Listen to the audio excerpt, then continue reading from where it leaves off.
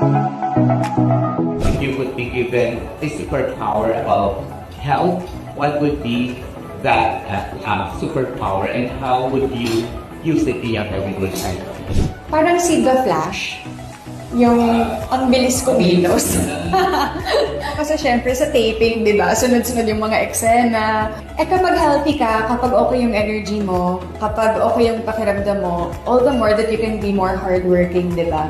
So, I think that's one of the best benefits talaga sa pagiging masipag sa pagpunta sa mga check-up and eating healthy and taking care of yourself. Yun po siguro ang pinaka naiisip ko.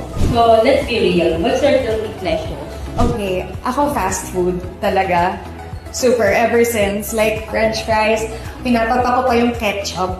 All the bad food yun talagang guilty pleasure ko. Lalo na kapag puyat, ganyan. Pero yun nga, naramdaman ko recently na it has affected my energy. It's really all about the little things. Na kapag may nararamdaman kang odd or kahit konti or may konti kang karamdaman, ipa-check up mo na agad. Kasi the only way to really get better is to see what the problem is.